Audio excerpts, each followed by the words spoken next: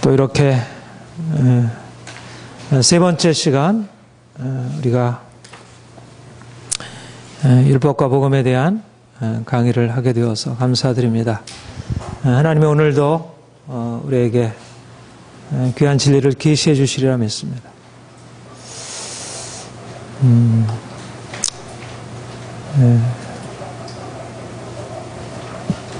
주님은 날마다 새로우신 분이고요. 우리가 날마다 새롭게 말씀하셔서 좀 더 풍성한 진리 안에 우리를 인도하시고, 왜 그렇게 하실까요? 이것은 우리를 위하신, 주님께서 우리를 사랑하시고 우리를 위하시기 때문이기도 하고, 또 우리가 그렇게 복음 진리를 깨닫고 그 구원의 은혜에 더 깊이 들어가야, 그래야 우리 주님이 영광을 받으시는 것입니다. 바로 주님이 우리의 삶에서 그분의 하시는 일, 이미 행하셨고 또 지금도 행하시고 있는 일들을 우리가 깨닫고 그 일들이 우리에게 나타나면 그 구원의 역사 안에 바로 하나님 자신이 나타나시고, 그래서 하나님이 영광을 받으셔요. 그러니까 우리가 복음 진리 안에서 좀 더 구원의 깊은 곳으로 들어가는 것은 하나님에게 가장 큰 기쁨이고,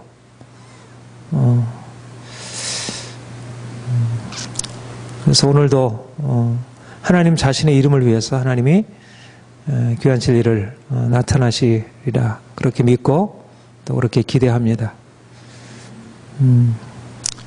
율법과 복음의 관계에 대해서 우리가 복음을 이해하려면 율법과 어떻게 연관되는지, 율법과의 관련해서 복음을 이해하는 게 마치 어제 말씀드린 대로 우리가 어떤 사람을 이해하려고 할 때 어려서 그 성장 과정과 여러 가지 그가 겪은 역사적인 그 스토리, 히스토리를 알게 되면 그러면 그 사람에 대한 이해가 온전해질 수 있잖아요. 복음이라고 하는 것은 그 안에 역사를 가지고 있다는 것입니다.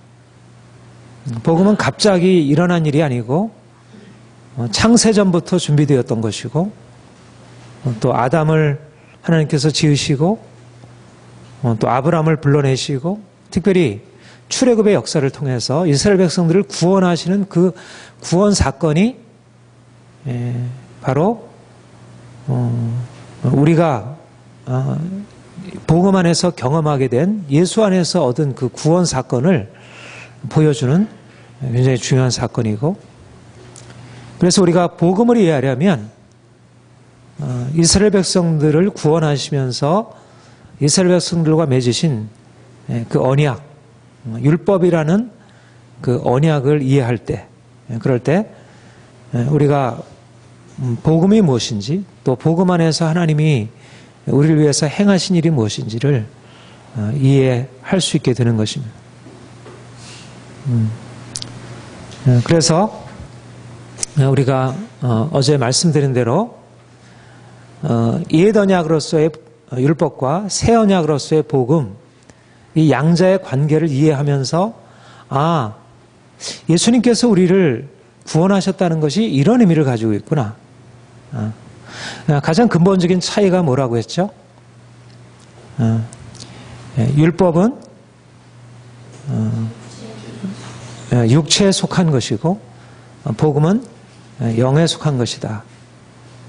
율법은 우리의 육체를 구원하기 위하여 이스라엘 백성들의 육체, 이스라엘 백성들이 이 땅에서의 삶에서 고통과 절망스러운 삶에서 그들을 건져내셔서 축복된 행복한 인생으로 바꿔주시기 위한 그런 하나님의 육체의 구원을 위한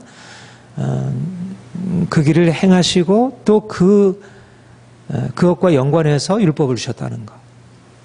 그런데 우리가 예수 안에서 얻게 된 구원은 육체의 구원이 아니라 영적인 구원이고, 영적인 구원을 위해서 주님께서 사도들을 통해서 복음을 계시하시고 또 그 복음을 믿는 자들이 어떻게 하면 그 구원 안에서 영적인 삶, 그 구원의 삶을 살아갈 수 있는지, 그리고 장차 어떻게 영원한 영광에 이르게 되는지를 말씀하는 것으로 이러한 율법은 육체와 연관되어 있고 복음은 우리의 영과 연관되어 있고, 이때 영이라고 하면 단지 우리의 영혼, 내적인 것만을 의미하는 게 아니라 우리의 영적인 생명, 우리의 삶 전체가 예수 그리스도의 그 부활 생명에 연합해서 하나님의 생명으로 이 땅에서 살고 또 장차 하늘의 영광을 누리게 되는, 그러니까 구약에서 율법을 통해서 하나님께서 말씀하신 그 구원과 그들과 맺으신 언약, 또 우리가 예수 그리스도 안에서 우리가 경험하게 되는 구원과 주님이 우리에게 맺으신 새 언약, 이 관계는 아주 밀접한 관계를 가지고 있고 또 거기에 차이도 있고 공통점도 있다 말씀드렸습니다. 자, 오늘은 이제 율법과 복음의 차이를 우리가 어제 했는데 그것을 좀 더 좀 다시 정리하면서 오늘은 율법에 대한 죽음이라는 특별히 갈라디아서의 주제에 해당되겠는데요. 우리가 요즘에 갈라디아서 율법으로부터의 자유에 대해서 공부를 하고 있는데 좀 이 부분을 다루도록 하겠습니다. 우리 갈라디아 4장 4절 우리 위에 있는 같이 한번 우리 갈라디아 4장 4절 한번 읽어봅시다. 갈라디아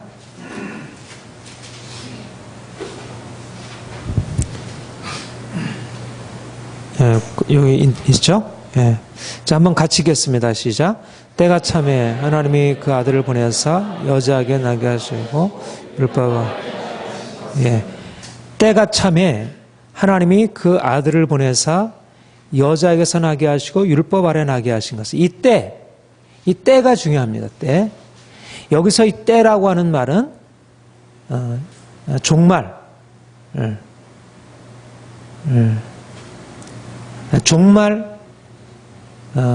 이제까지의 하나님의 역사가 이렇게 쭉 진행되어 왔어요. 창세 이래로 쭉 이렇게 진행이 되어 왔는데 세상이 창조되었고 이제는 이 처음 창조한 세상을 하나님께서 이제 끝내시고 새로운 창조, 새하늘과 새 땅을 이루시려고 하는 것입니다.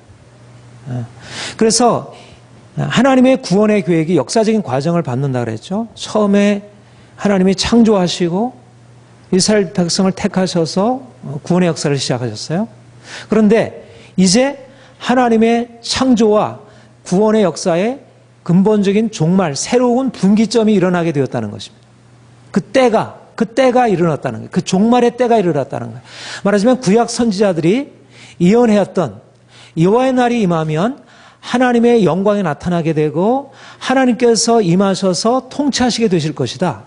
그래서 장차 임하게 될 그 여호와의 날의 심판과 구원, 그 고통스러운 원수들에게서 그들을 건져내시고 하나님께서 구원하실 것이라는 그 구원의 날에 대한 소망을 약속하고 있었는데 그 때가 찼다는 것입니다. 선지자들이 예언했던 그 때가 찼고 이제 하나님의 날이 임하여 이제는 구원이 일어나게 되었다는 것. 그것이 바로 뭐냐면 예수님께서 오심이었고 예수님이 십자가 지시고 그가 부활 승천하신 이 사건이 때가 차서 결정적인 변화를 가져오게 되었다는 것입니다. 그것을 우리가 종말이라 말하고, 그래서 바로 이 갈라디아 4장 4절에서 말하면 때가 참에 하나님이 그 아들을 보내셔서 율법 아래 나게 하셨다는 말씀은 바로 이 종말이 도래했기 때문에 이제까지 하나님의 역사가 쭉 진행되었던 역사가 하나님의 역사가 쭉 진행되어 왔었다면 예수님의 오심을 통해서 이 종말이라고 하는 때가 임해서 이전의 역사와 이후의 역사로 딱 분리가 되는 거예요. 우리가 BC AD로 그렇게 구분하죠. 근데 그것은 연대기적 구분이 아니라 사실은 영적인 하나님의 시간표의 구분을 말하는 것입니다. 예수님이 오시기 전에는 율법 아래에 있었다면 이제 예수님이 오신 이후에 새로운 역사가 쓰여지게 되었고, 그것을 우리가 이전의 역사는 육체의 역사이고 이제 새로운 역사, 영의 역사. 말하자면 이전에 살던 때는 사람들이 육체로서 살아왔다면 이제 예수께서 오셔서 부활하심으로 말미암아 영적인 차원이 열려지게 되었고,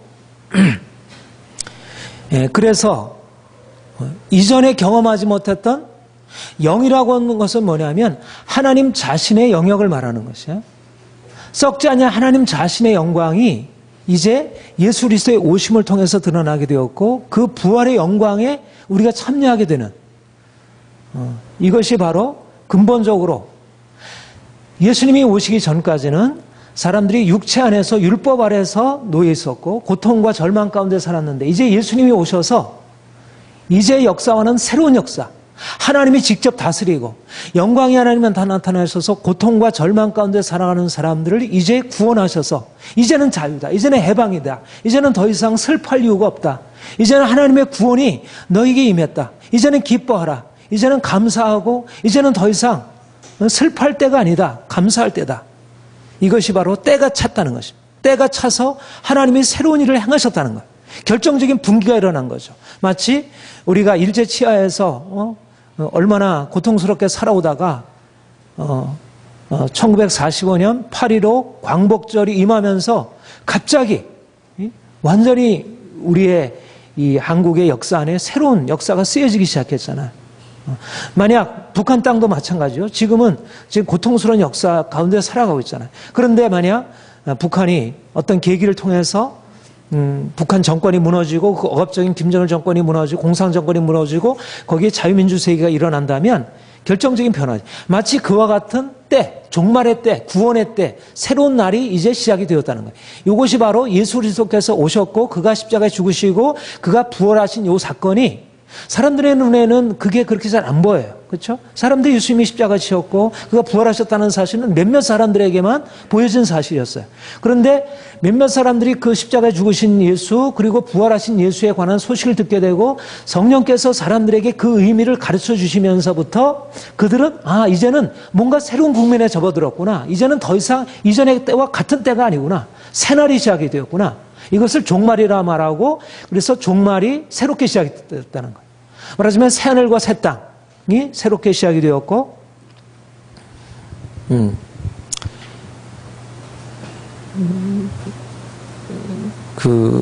우리 성경을 한 곳 찾아보겠습니다. 로마서 3장 21절.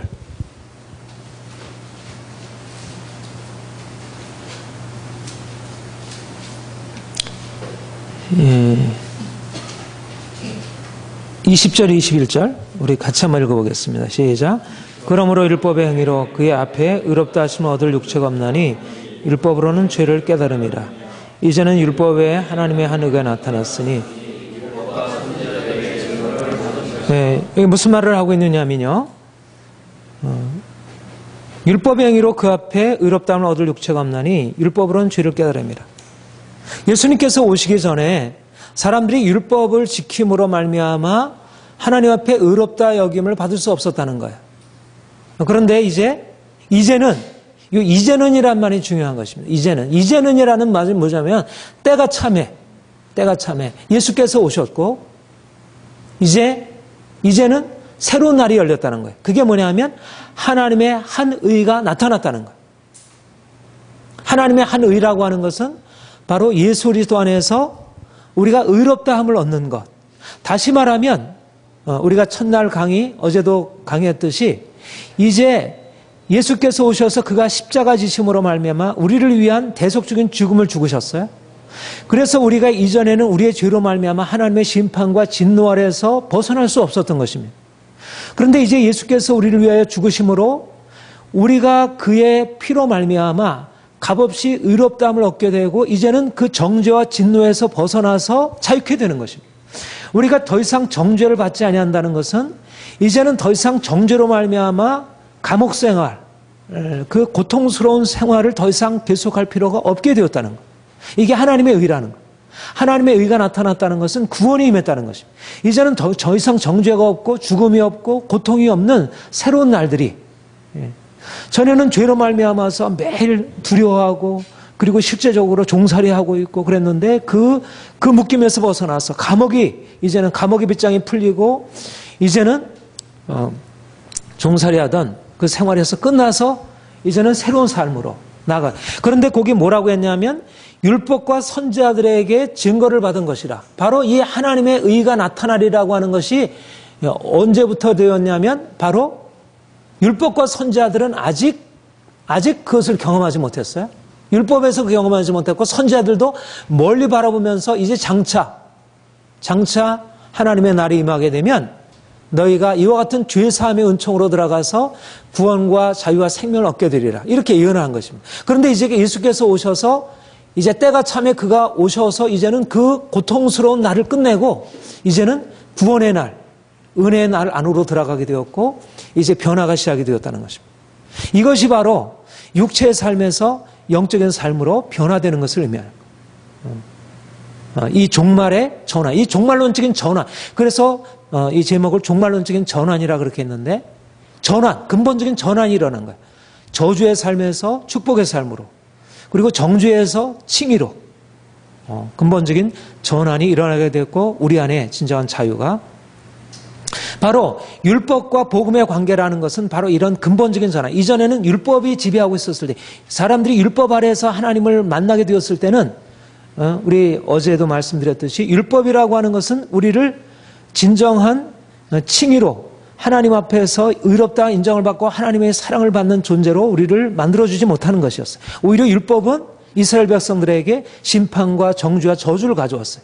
그들은 율법을 통해서 하나님과의 깊은 관계로 들어가지 못하고 고통스러운 관계를 맺었지만 이제 예수께서 오셔서 구원을 베풀어 주시고 그 예수 그리스도의 복음을 듣는 자들이 이제는 그 정죄에 벗어나서 의롭다함을 얻게 되는 것.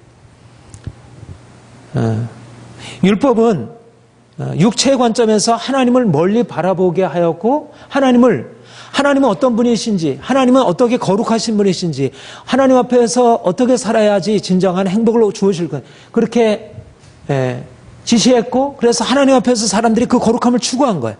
아, 나도 이렇게 살아야지. 하나님 앞에서 이렇게 인정을 받아야지.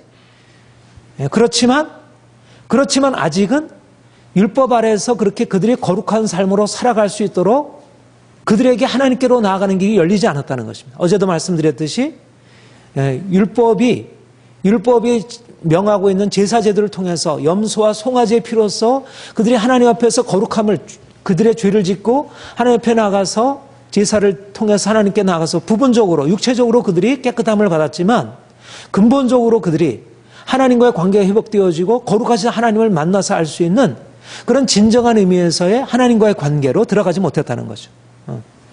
율법은 그림자와 모형과 비유에 불과한 것입니다. 8장 히브리서 8장 1절 5절 2절 우리 2절 같이 읽어보겠습니다. 시작. 정소와 참 장막에서 섬기는 이시라. 이 장막은 주께서 세우신 것이요 사람이 세우신 것이 아니라. 계속 읽어보겠습니다. 대제사장마다 예물과 제사드림을 위하여 세운 자니 그러므로 그도 무엇인가 드릴 것이 있어야 할 것이라. 예수께서 만일 땅에 계셨더라면 제사장이 되지 아니었을 것이니 이는 율법을 따라 예물을 드는 제사장이 있음이라. 그들이 섬기는 것은 하늘에 있는 것의 모형과 그림자라. 모세가 장막을 지려 할 때 지시하심을 얻은과 같으니 이르시되 삶과 모든 것을 산에서 보이던 분을 따라 지으라 하셨느니라. 여기에 보면 모세가 장막에서 하나님을 섬기었어요. 장막을 지으라고 했고 그래서 사람들이 그 장막 안에서 제사를 드리고 하나님께 나갔어요. 그런데 그들이 섬기는 것은 어떤 것이라고 했습니까? 5절에 모형과 그림자라. 모형과 그림자. 그들이 모세가 장막할 때 지시하심을 얻은 것이니 하늘에 있는 참된 것이 아니, 참장막이 아니라는 거예요. 모형과 그림자. 참장막의 모형과 그림자. 하나의 본에 불과하다는 것입니다. 이것이, 그 다음에, 히브리서 9장 8절 10절 시작. 성령이 이로써 보이신 것은 창장막이 있을 동안에 성소에 들어가는 길이 아직 나타나지 않은 것이라.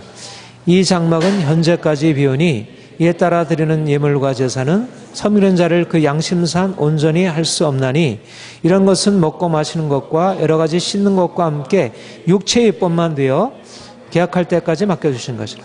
여기 보면 첫 장막, 모세의 장막에 서 있을 동안에는 성소에 들어가는 길이 아직 열려있다. 여기서 성소라는 것은 하늘에 있는 성소, 하나님이 거하시는 거룩하신 곳이에요.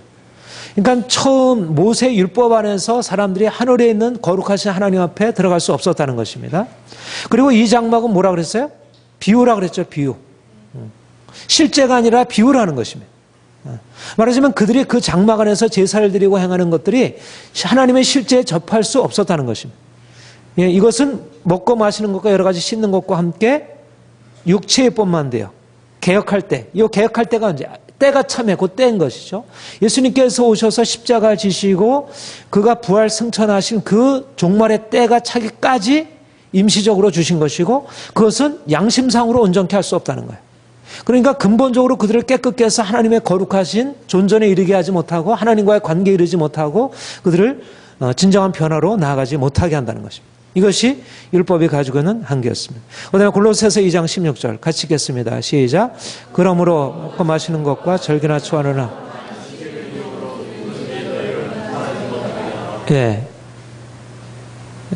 여기 그 다음 구절에 빠졌는데 이는 이 먹고 마시는 것과 절기와 초하루나 안식일은 장차 올 것의 그림자라 그렇게 얘기를 했어요. 그림자. 이러니까 구약에서 제사 제도들 그리고 율법, 성소 이 모든 것들은 장차 나타날 거룩하신 하나님과의 만남, 구원을 위한 그림자, 모형에 불과한 것이고 그래서 율법을 통해서 하나님의 임재 안으로 들어가서 그분을 경험할 수 없었다는 것입니다. 이것이 율법이 가지고 있는 한계였어요. 그런데 이제 그림자가 지나가고 실체로서 이제 멀리서 그동안은 모형과 그림자와 비유로서 지시하던 모세 장막에서 제사장이 들어가서 1년에 한 번씩 지성소에 들어가서 예물을 드리고 제사장이 성소에 들어가서 제물을 드리고 그리고 안식일을 지켜 행하고 여러 가지 음식을 구별해서 먹고 씻고 그 행하는 모든 율법 안에서의 행위들이 실제적으로 하나님의 거룩하신 임재 안에 들어가서 그들이 하나님과 교제하고 실제적으로 거룩한 삶을 우리가 경험한 것이 아니라 그들이 그림자와 모형과 비유 안에서 행한 것인데 이제 그림자가 지나가고 실체가 주어지게 되었고 이제는 그리스도가 오심으로 더 이상 모형과 그림자가 아니라 실체로서 하나님을 섬길 수 있도록 그러니까 우리가 구약 이스라엘 백성들이 하나님을 예배하고 섬기고 그들이 그 은총을 경험하는 것과 지금 신약의 성도들이 예수 그리스도의 십자가의 은혜 안에서 그 부활의 생명 안에서 하나님을 경험하고 우리가 구원의 삶을 살아가는 것은 같은 수준이 아닌 것입니다. 근본적으로 하나는 육의 차원이고 하나는 영의 차원이고 하나는 이 땅의 차원이고 하나는 하늘의 차원이고 이 땅의 차원은 하늘의 차원을 보여주는 그림자와 모형의 밖에 아닌 것이죠. 하나님의 임재가 주어지게 되고 육체가 아니라 이제 영으로 하나님을 섬기게 되었어요. 요한복음 4장 24절 같이 읽겠습니다. 시작. 하나님은 영이시니 예배하는 자가 신령과 지금 그러니까 이 말은 어디에서 나온 거죠? 수가성 여인이 예수님께 묻기를 우리가 예루살렘 산에서 예배를 드려 예루살렘의 성전에서 예배를 드려야 합니까? 아니면 이 산 그리심산에서 예배를 드려야 합니까? 그랬더니 이 산에서도 말고 예루살렘에서도 말고 하나님께 예배할 때가 오나니 거기도 때를 말씀하고 있죠. 그 때는 어떤 때냐면 영이신 하나님께 영과 진리로 예배할 때가 왔다는 것입니다. 말하자면 이전에는 영과 진리로 참 장막이신 참 장막에 들어가서 거룩하신 하나님을 배웠고 하나님을 섬기는 것이 아니라 그림자, 성소, 성전이 다 사실 그림자와 모형으로서 하나님을 섬기는 그런 형식들에 불과했다면 이제 그림자와 모형으로 섬기는 것이 아니라 실체로서 실제적으로 영이신 하나님, 그 거룩한 보좌 앞에 나가서 우리가 예수 그리스도의 피를 힘입어 담대히 그분께 나가서 우리 하나님을 예배하고 그분의 은총을 경험할 수 있게 된 것. 이것이 사도행전 7장 48절 시작. 그러나 지극히 높으신 이는 손으로 지은 곳에 계시지 아니하니 선지자가 말한 바 이것은 이제 스데반의 설교에서 나온 것인데, 지극히 높으신 손으로 지은 곳에 계시지 아니한다. 무슨 말이에요? 솔로몬 성전에 계시지 않. 솔로몬의 말을 인용한 건데, 솔로몬 성전은 하나님의 임재가 있었던 곳이에요. 그렇죠? 솔로몬이 성전을 짓고 봉헌할 때, 그가 기도할 때 하나님의 임재가 너무 가득해가지고 사람들이 그 성전에 들어갈 수 없게 되었다 그랬어요. 그런데 솔로몬이 그런 성전을 짓고 하나님의 임재를 경험하고서도 그가 고백하는 말이 뭐냐면, 지극히 높으신 이는 손으로 지은 성전에 계시지 아니한다는 것입니다. 그러니까 이미 솔로몬 자신은 자기가 성전을 지어 봉헌하면서도 그가 지은 성전이 하나님의 임재 장소가 아니라는 사실을 이미 알고 있었던 것입니다. 물론 하나님의 임재가 있었죠. 하나님의 임재가 없었던 것은 아니에요. 모세의 성막에서도 하나님의 임재가 있었고, 솔로몬의 성전에도 하나님의 임재가 있었죠. 다윗의 장막, 하나님의 임재가 있었죠. 그러나 솔로몬의 성전, 다윗의 장막, 모세의 장막 모세의 성막들이 하나님의 임재를 온전하게 나타나는 것은 아니었고, 그것은 부분적인 것이었고, 그것은 비유적인 것이었다는 것입니다. 이게 왜 등장해?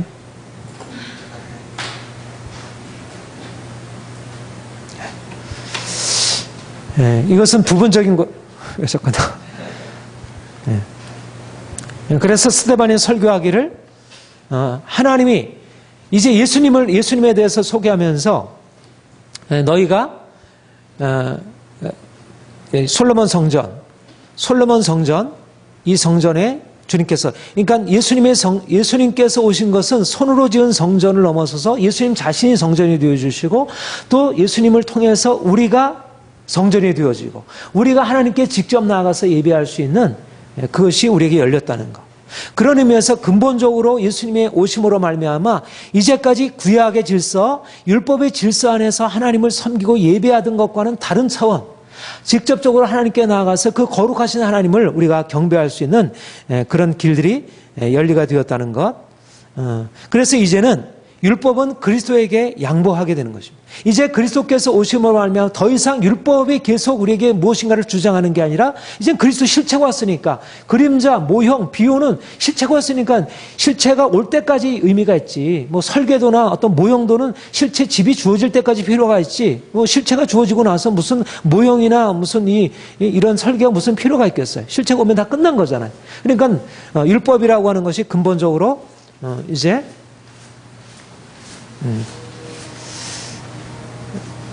이거 와도 나 사용을 잘 못하는데, 그런 의미에서 이제 그리스도께서 오심으로 율법이 그리스도께 양보해야 된다는 것. 그래서 요한복음 3장 30절 같이 읽겠습니다. 시작. 그는 흥하에 대했고 나는 쇠하리라 하리니. 그러니까 이것은 세례요한이 말이죠. 세례요한이 그는 흥하에 대했고 나는 쇠하리라. 왜 그렇습니까? 예수님께서 이제 실체로 오신 거예요. 세례요한은 율법과 선지자의 대표주자예요. 율법과 선지자를 가장 잘 증거하는 대표주자예요. 마지막 선지자를 할 수가 있습니다. 그러니까 율법 시대에 속한 사람이에요, 세례요한은. 그러니까 이제 세례요한이 그는 흥하에 대했고 나는 쇠하라는 말은, 이제는 예수님께서 오셨으니까, 이제는 실체가 왔으니까 나는 조용히 물러가야 되겠습니다. 나는 조연인데 주연이 왔으니까 나는 물러가야겠습니다. 말하자면 오픈 게임에 불과한 것입니다. 이제 본 게임이 시작이 되었고, 본래 하나님의 이제 다스림, 이제까지는 본래 그냥 이제는 열기 위한 어떤 그 앞저트에 불과한 것이, 에피타이저에 불과한 것이. 이제 본래적으로 하나님께서 우리를 위해서 행하시는 구원의 역사는 이제 예수님께서 오셔서 십자가 지시고 그가 부활 승천하심으로 비로소 우리에게 시작이 되었다는 것. 이것이 바로 율법과 복음의 관계이고, 그래서 이제 세례 요한의 제자들은 이제 예수님의 제자들이 되어야 하고, 새 포도주는 새 부대에 담아야 한다는 것입니다. 우리에게 필요한 것은 바로 이러한 종말론적인 전환을 이해하는 것입니다. 이제 예수님이 오심으로 이제 근본적으로 시대가 바뀌었구나. 이제는 우리가 율법 아래 있지 아니하고 이제는 율법적인 방식으로 하나님을 예배하고 섬기고 율법적인 방식으로 구원을 경험하는 것이 아니라 이제 복음 안에서 우리가 전혀 새로운 차원의 직접적으로 하나님을 경험하는 것. 그러니까 여기에 너무너무 놀라운 게 있는 거예요. 전에 우리가 경험하지 못했던 엄청난 것이 우리에게 열린 것입니다. 말하자면 새하늘과 새 땅이 이미 우리가 장차 예수님이 재림하면 얼마나 놀랐겠어요. 그렇죠? 예수님이 재림하면 얼마나 놀랐겠어요. 그 영광을 우리가 보면 얼마나 놀랐겠어요. 우리가 이제까지 살던. 그런데 사실은 우리가 재림을 우리가 기다리고 바라보지만 사실 예수님의 재림 이전에 이미 예수님께서 이 땅에 오셔서 새로운 때, 새로운 구원의 날을 시작하셨다는 거예요.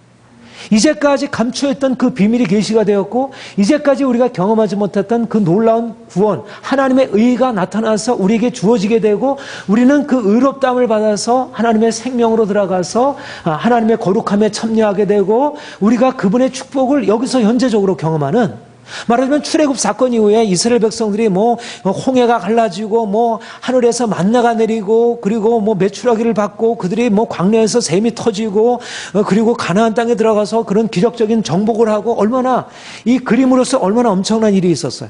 그런데 그런 그 구원의 역사보다 그것은 육체로 주어진 구원의 역사라고 하면 지금 예수께서 우리에게 오셔서 이제 행하신 일은, 이 종말의 때에 행하신 일은 바로 그 구원의 역사가, 이 출애굽의 역사가 우리에게 시작이 된 것이고요.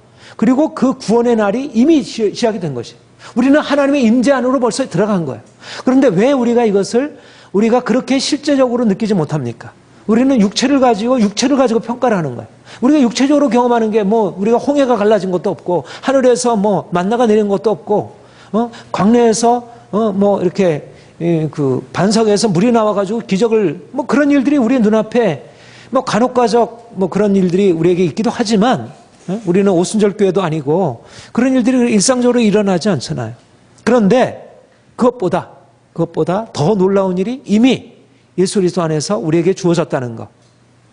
그러니까 우리는 영적으로 일어난 이 일들을 우리가 이 종말론적인 이 전환을 이해할 때 하나님이 우리에게 주신 이 구원의 은총으로 우리가 이제 들어갈 수 있게 되는 것입니다.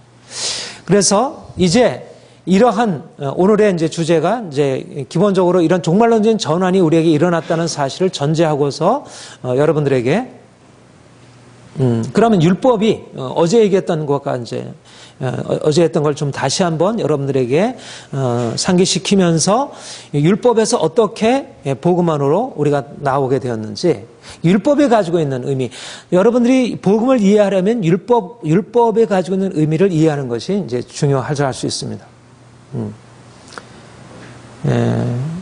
그 처음에 있는 그 첫 번째 문장을 한번 같이 읽어보겠습니다. 시작. 율법이 주어진 것은 이스라엘의 출애굽을 통해서 하나님의 능력과 사랑과 거룩함을 알리고 이스라엘로 하여금 이 하나님과의 언약에서 살게 하는 것입니다. 어제 여러분들에게 말씀드릴 때도 율법이라고 하는 것은 단지 법이 아니고 이스라엘 백성들의 출애굽, 그들을 선택하시고 그들을 출애굽하신 이 출애굽 사건에 근거해서 이해를 해야 율법이 가지고 있는 본래적인 의미를 이해할 수 있다고 그랬어요. 그러니까 율법은 인격적인 거예요. 율법은 그냥 어떤 차가운 법률이 아닙니다. 우리가 대한민국의 헌법, 로마법, 함무라비 법전, 어떤 유교의 종교적인 법률, 이런 것들이 있잖아요. 그런 것들은 차가운 법이에요. 이걸 행하면 이런 일이 있고 하는 차가운 법입니다. 이성적인 법이에요. 그런데 율법은 그런 차가운 법이 아니고 그것은 하나님이 인격적으로 우리에게 찾아오셔서 관계를 맺으신 언약적인 사건이고 인격적인 관계입니다. 그것이 율법을 이해하는데 굉장히 중요한 일입니다. 그러니까 율법 안에서는 우리가 뭘 보냐면, 왜 율법이 귀하냐면 하나님과의 그 언약적인 관계 안에 들어가서 그 사랑을 경험하고 살아가. 그러니까 율법은 이걸 하지 말라 저걸 하지 말라 여러 가지 금령들을 가지고 있지만 이걸 하지 말라 저걸 하라고 하는 금령이기보다는 그것은 하나님의 마음이 거기에 있는 거예요. 하나님의 긍휼과 사랑과 그분의 정의로운 성품이 그 안에 반영되고 있는 거예요. 그러니까 율법이 귀한 것입니다. 다른 법률, 우리의 유교적인 전통 안에도 법이 있고 도덕법이 있고 여러 가지 있지만 그 법보다 더 탁월한 것은 거기에 하나님의 마음과 인격이 나타나게 되었다는 것. 이스라엘이 광야에서 율법을 훈련받는 것에 대해서 신명기 8장 3절에 이렇게 얘기를 하고 있어요. 같이 읽겠습니다. 시작. 너를 낮추시며 너를 줄이게 하시며 또 너도 알지 못하며 내 조상들도 알지 못하던 만나를 내게 먹이신 것은 사람이 떡으로만 사는 것이 아니요 이와 입에서 나오는 모든 말씀으로 사는 줄을 내가 알게 하려 하심이라. 여기 보면 하나님께서 이스라엘 백성들을 광야로 인도하셔서 광야 생활을 거친 것의 의미를 여기에 말씀하고 있습니다. 하나님께서 이스라엘 백성들을 광야로 인도하신 목적이 뭐라고 했냐면 여긴 뭐 만나를 먹으셨다는 사건을 얘기했지만 이것은 단지 만나를 먹으신 것만이 얘기하는 것이 아니라 광야 생활의 의미를 말하고 있어요. 사람이 무엇을 위해서 떡으로 사는 것이 아니라 여호와의 입에서 나온 모든 말씀으로 사는 줄을 알게 하셔야 합니다. 그러니까 하나님이 이스라엘 백성들에게 율법을 주시고 그 율법을 훈련하신 장소가 바로 광야예요. 그렇죠? 그런데 율법을 통해서 광야 생활의 의미는 율법을 훈련하신 것입니다. 율법을 그들에게 깨닫게 하고 율법의 의미를 훈련하는 거예요. 그런데 율법을 훈련하신 의미가 뭐라고요? 사람이 떡으로만 사는 육체가 아니고 하나님의 입에서 나오는 모든 말씀으로 사는 것이다. 그러니까 중요한 게 육체가 아니라 하나님이 중요하다는 걸 가르쳤다는 거죠. 그러니까 율법의 목적은 이 세상에서 잘 되는 것이 목적이 아닌 거예요. 율법의 목적도 이 세상에서 육체적으로 어떻게 건강하게 행복하게 살 건가 하는 게 본래적인 목적이 아닌 것입니다. 율법도 무엇이 목적이냐면 여호와의 입에서 나오는 이 세상 것이 아니고 이 세상 것을 하나님께서 주신 것이고 하나님이 중요하시고 하나님의 말씀이 중요하다는 것을 가르쳐. 그러니까 율법도 우리로 하여금 이 세상에서 행복하게 살기 위해서 너희가 이렇게 해라 말씀하고 있지만 그 본래적인 목적은 하나님을 알게 하는 것입니다. 하나님의 말씀을 깨닫게 하는 것이고. 그러니까 우리가 복음 안에서 가지고 있는 목적과 율법에 가진 목적은 같습니까? 다릅니까? 같죠? 분명히 같은 거예요. 근본적으로 둘이 차이 있는 거죠. 율법의 목적은 율법에 대한 순종의 백성이 되는 것. 단지 인간적인 것이 아니라 육체적이고 물질적이고 율법의 사람들은 단지 세상 것을 추구하는 것이 아니라는 것입니다. 율법도 분명히 하나님을 추구하게 하고 하나님을 바라보게 하고 세상 것 내려놓게 하고 그렇게 추구하게 한 것입니다. 하나님을 알고 섬기고 그분께 순종한다는 것, 이것은 율법하게 분명하게 된 순종의 원리, 축복의 원리이고 이것이 신약의 복음에서 같이 동일하게 인정되고 있어요. 그러니까 우리가 율법을 한편으로 이제 부정적으로 평가, 우리가 다음에 그 얘기를 하겠지만 율법은 기본적으로 하나님을 지시하고 있어요. 하나님을 바라봐라. 하나님의 축복의 근원이 하나님이다. 네가 하나님께 순종해야 된다. 세상을 쫓아가지 말아라. 다른 길로 나가지 마라. 초점을 하나님께 두어라. 하나님만 사랑하고 하나님만 섬기라. 그러니까 그런 면에서 율법의 목적과 율법이 지향하고 있는 가르침과 복음이 지향하고 있는 가르침은 같은 거예요. 같은 거예요. 그러니까 그런데 왜 율법은 육체적이라 말하는가? 왜 율법은 육체에 속했다고? 율법도 하나님을 바라보라고 하고 하나님 믿으라고 하고 하나님께 순종하라고 하나님께만 영광을 돌리라고 말하고 있고 복음도 하나님께 영광을 돌리라고 말하는데 왜 율법은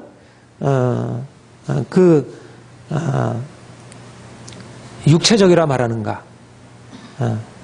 그 이유는 언약의 당사자이신 하나님과 인간의 근본적인 차이 때문에 그렇습니다.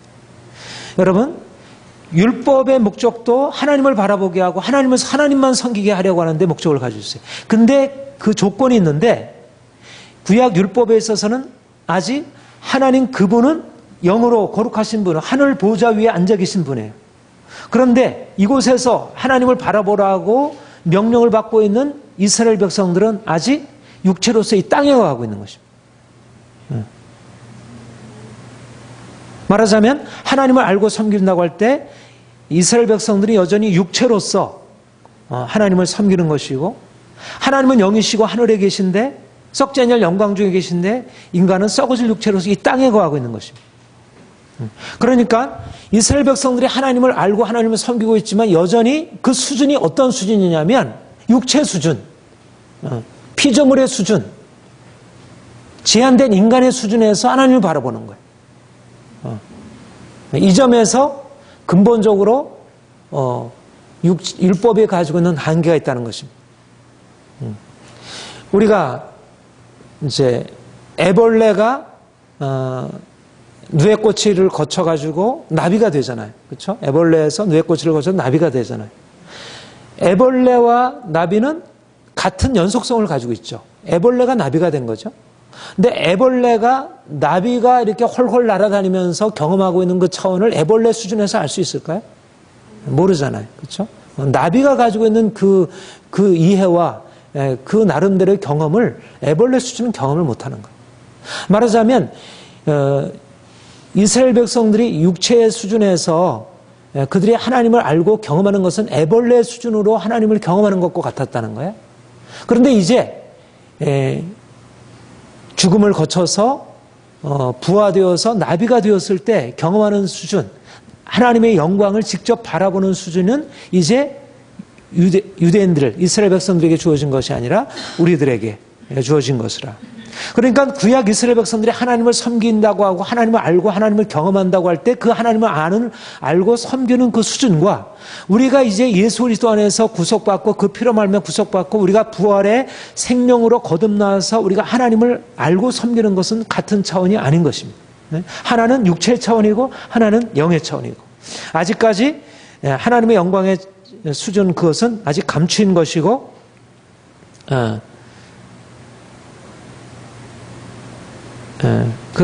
아직까지 그 영광에 이를 수 없었던 것이에요.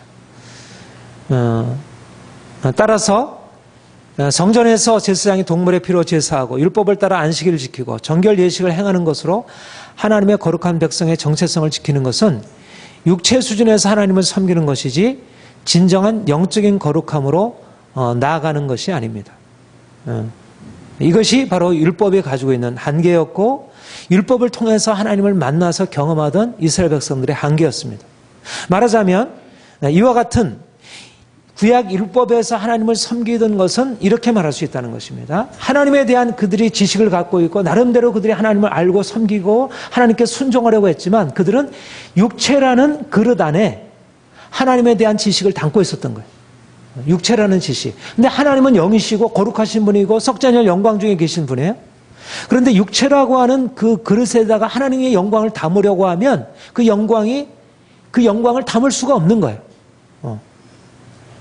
네. 여러분 사람과 사람 사이에 내가 여러분들에게 얘기를 하니까 여러분들이 내 말을 듣고 이해하고 무슨 말인지 서로 이렇게 교감이 이루어지는 거잖아요. 근데 내가 갓난아이에게 내가 뭐 이런 말을 얘기를 하면 아이가 알아들을 수 없잖아요. 더군다나 사람이 아니고 짐승에다가 내가 아무리 사랑하는 뭐 강아지를 하더라도 그 강아지한테 내가 가지고 있는 최대한대로 뭘 들여가지고 설명한다 가지고 알 수가 있습니까?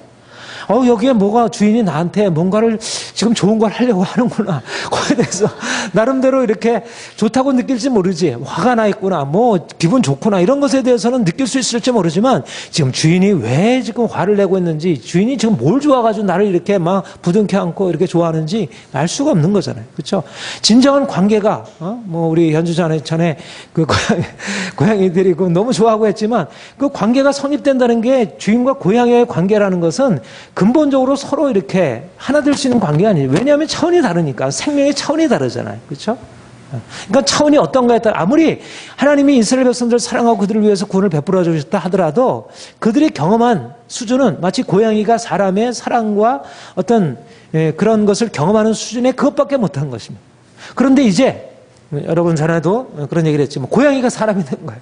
우리 그 C.S. 루이스, 나니아 얘기처럼, 인간의 말을 이해하고 인간의 말을 알아들을 수 있는 동물이 된 거예요. 고양이가 어느 날 이렇게 열려가지고. 마치 발람의 낙인가요? 발람 낙이가 말하는 것을 이해하고 왜 나를 이렇게 비비대느냐고, 나를 왜 때리냐고 이랬듯이. 그러니까 우리가 육체로 태어난 인간이 하나님께서 우리에게 오셔서 그분의 말씀을 하시고 그분의 사랑을 우리에게 전해주시는 것을 우리가 듣게 된 거예요. 그리고 거기에 대해서 어떤 공감이 일어나고 반응이 일어나게 된 거예요. 그러니까 이스라엘 백성들이 이전에 하나님을 예배하고 섬기던 것은 육체라는 그 한계 안에서 느끼니까 뭔가 이게 하나님에 대해서 이게 강감해요. 뭔가 이게 좋긴 좋은데 아닌 것 같고 이게 싫은 것 같은데 이게 또 좋은 것 같고 이게 그래서 하나님과의 깊은, 그러니까 예언약에서는 깊은 언약적인 관계 안으로 들어가는 것이 불가능했다고 볼 수 있는 것입니다. 거룩하신 하나님과 육체 인간과의 거리는 좁힐 수가 없었어요. 여러분들 구약에 보면 하나님을 보게 되면 어떻게 된다 그랬죠? 죽는다 그랬잖아요. 죽는다고. 그러니까 하나님을 보게 되었다고 다 두려워했어요. 천사를 보고 나서도 하나님을 보았으니까 우리가 죽겠다고 그랬어요. 그리고 이사야도 이제 내가 죽겠다. 내 부정한 백성이 하나님의 거룩한 영광을 보았다. 그러니까 하나님을 경험하는 것은 그들의 육체 차원에서 불가능한 것입니다. 그런데 신약은 같지 않다는 것입니다. 우리는 하나님을 보게 됐다는 것입니다. 보게 됐다. 우리가 이제는 왜냐하면 우리는 이미 죽음을 통과해서 이제는 새로운 존재로 바뀐 것입니다. 여러분, 아담과 하와가 범죄한 것이 그 뱀이 네가 선악을 알게 하는 나무 열매를 따먹으면 하나님처럼 되리라 그렇게 했잖아요. 그러니까 하나님처럼 되려고 하는 것은 인간의 교만이었어요. 그런데 우리는 아담이 선악을 알게 하는 나무 열매를 따먹음으로써 하나님처럼 되려고 하는 것은 불경이고 그것은 교만이었지만 우리는 하나님이 우리를 그런 존재로 이미 예수 그리스도 안에서 만들어주신 거예요. 그러니까 하나님처럼 되어서 우리가 하나님을 섬길 수 있도록. 이것이 율법은 육체에 속한 것이고 그래서 육체 그 자체, 육체 안에서 하나님을 섬기는 것 자체가 잘못된 것은 아니지만 진정 하나님과의 관계는 육체를 넘어서 율법을 넘어서야 하는 것으로 그래서 이제 여러분들 이제까지 설명한 것이 바로 율법이라고 하는 것이 어떻게 하나님을 바라보게 했지만 육체라고 하는 한계 안에서 하나님을 바라보게 했는지 우리가 그것을 설명했던 것이고요. 그런데 이제 그리스도께서 오셔서 이제 육체로서의 율법, 육체와 상관된 율법의 의미를 새롭게 바꿔놓으셨다는 것입니다. 그래서 몇 가지로 그것을 얘기를 하게 되면 할례가 굉장히 중요한 율법에서의 이스라엘 백성들이 하나님과의 언약을 관계해서 아주 필수적인 것이잖아요. 율법에 있어서. 할례는 언약 백성을 다른 이방인들에게서 구별하는 언약의 표지입니다. 그런데 이제는 할례라는 육체의식이 더 이상 언약의 백성의 표지 역할을 하지 못하게 되었어요. 이제 그리스도가 오심으로 그리스도의 할례, 영의 할례가 나타나게 되었고 육체 할례는 영의 할례에게 양보하게 되었습니다. 우리 로마서 2장 28절 29절 같이 읽겠습니다. 시작. 무릇 표면적 유대인이 아니요 이면적 할례가 아니라 오직 이면적 유대인이 유대인이며 할례는 마음에 할지니 영에 있고 율법 조문에 있지 아니한 것이라. 그 칭찬이 사람에게서 아니요 다만 하나님에게서니. 우리 영에 있고 율법 조문에 있지 아니하다는 말이 우리 어제 고린도후서 3장 그 새 언약과 옛 언약의 대조에서 나왔던 것이죠. 영에 있고 율법 조문에 있지 아니하다.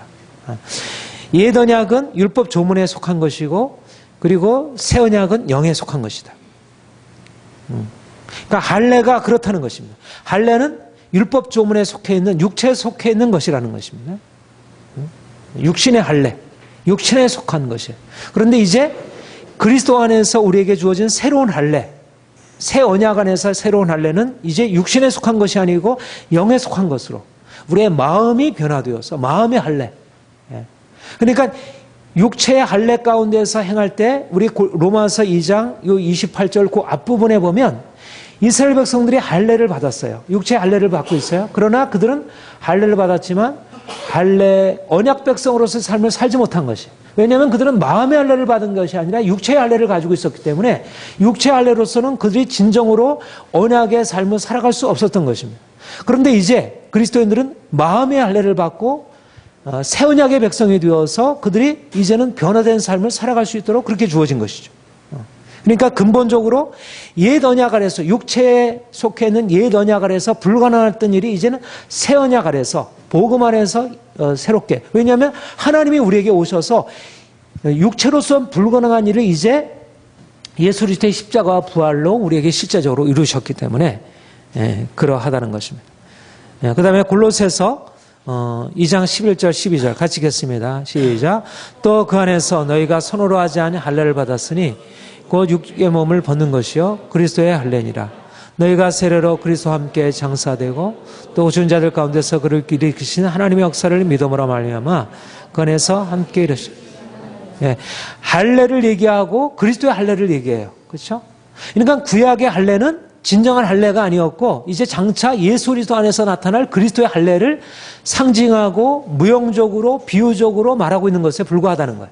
그러니까 이스라엘 백성들이 할례를 통해서 진정한 변화된 삶으로 이뤄가지 못했지만 이제 우리는 그리스도 안에서 그리스도와 함께 죽고 다시 사는 세례, 그리스도의 할례를 받음으로 이제는 우리가 변화된 삶으로 들어갈 수 있도록 그렇게 실체가 온 것이죠. 그러니까 그림자 안에서는 진정한 삶이 불가능했지만 이제는 실체를 경험할 수 있도록 하나님께서 그렇게 바꿔 주셨다는 것. 이제 할례가, 그러니까 구약의 할례가 어떻게 신약에 이렇게 바뀌게 되었는지, 어떻게 그림자에서 실체로 바뀌어지게 되었는지, 그리고 정결 예식의 경우에도 이제 레위기에 여러 가지 정결 예식이 많이 나와 있어요. 그렇죠? 레위기에 많은 정결 예식이 있는데 이스라엘 백성들이 하나님 앞에 너희가 거룩한 백성이 되기 위해서는 이러이러한 것을 먹지 말고 이렇게 부정한 행위를 하지 말아라. 그러면서 못도 만지지 말고 못도 하지 말고 이렇게 많은 것들을 명하고 있어요. 그렇죠? 그래서 그들은 이러한 음식을 구별하고 많이 씻는 거 여러 가지 형식적인 예식들을 통해서 그리고 그 제사들을 통해서 거룩하고 정결한 그들의 정체성을 유지하게 되었습니다. 그러나 이제 그리스도께서 오셔서 그런데 실제적으로 그들이 그의 그러한 율법적인 행위를 통해서 또 그 제사를 통해서 거룩한 삶으로 들어갈 수 있겠냐면 그렇게 되지 못했다는 거예요.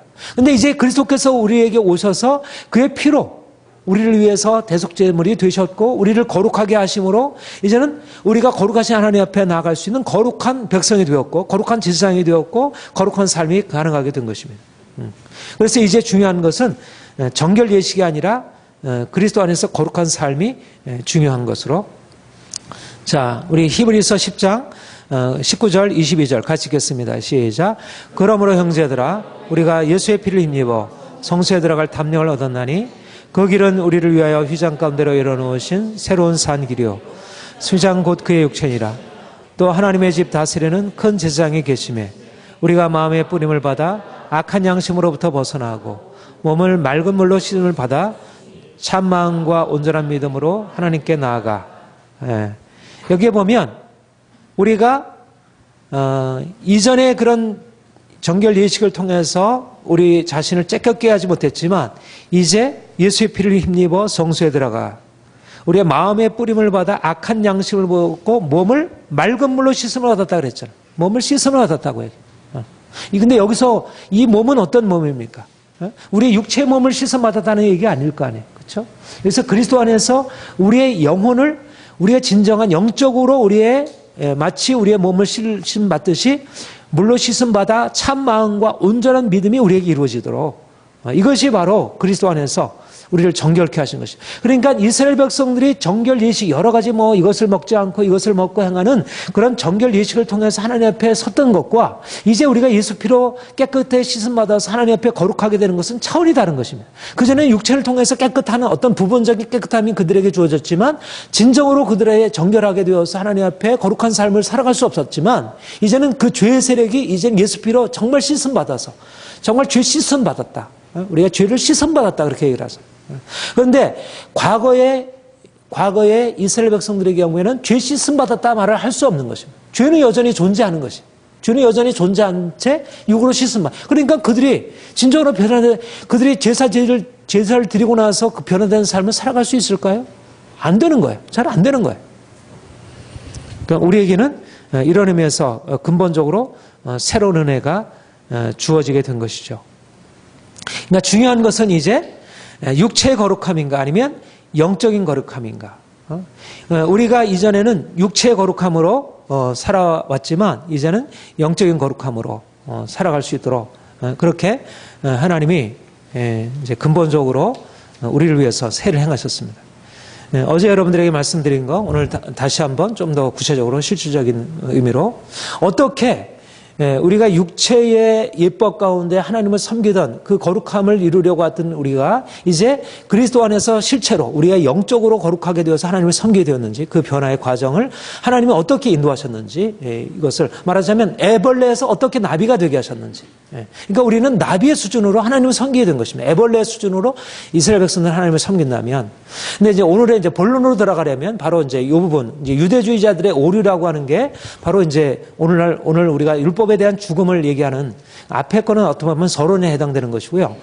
오늘 지금 얘기하려고 하는 게 이제 본론에 해당되는 것인데, 그런데 바로 유대주의자라고 하는 것은 뭐 예수님 당시의 바리새인, 또 바울 당시에 바울과 대적해서 싸웠던 율법의 행위로 의롭다를 받는다. 그래서 우리가 갈라디아에서 이제 공부했듯이 할례를 지켜 행하고 또 안식일을 지켜 행하고 또 음식법을 지켜 행하고 정결 예식을 행해야 한다는 그러한 유대주의자들, 이들이 가지고 있었던 이 문제가 무엇인지를 우리가 이제 보려고 하는 것입니다. 유대주의자들, 당시에 바리새인들도 그렇고 당시 유대교에 속해 있던 많은 유대인들, 그리고 특별히 바울을 대적했던 유대주의자들은 종말론적인 전환이 일어난 거예요. 예수님이 오심으로 말미암아 이제까지 육체로 하나님을 섬기던 안식일을 지켜 행하고 음식을 뭐 구별해 먹고 정결 예식을 행하고 하는 것들이 다 사실은 육체에 속한 것이었잖아요. 하나님을 섬기지만 그것은 진정으로 영이신 하나님 앞에 진정으로 들어가는 게 아니라 여전히 육체 안에서 하나님을 섬기는 것에 불과했어요. 그런데 이제 그런 육체 안에서 그림자로 섬기는 것이 끝났고 이제 실체가 왔고 이제는 더 이상 그렇게 섬기는 게 아니라 영이신 하나님께 나아가서 직접 하나님을 예배하고 섬기고 거룩하신 하나님을 섬기게 되었어요. 그러니까 종말론적인 전환이 일어난 거예요. 이제는 그림자가 지나고 실체가 왔고 종말론적인 전화가.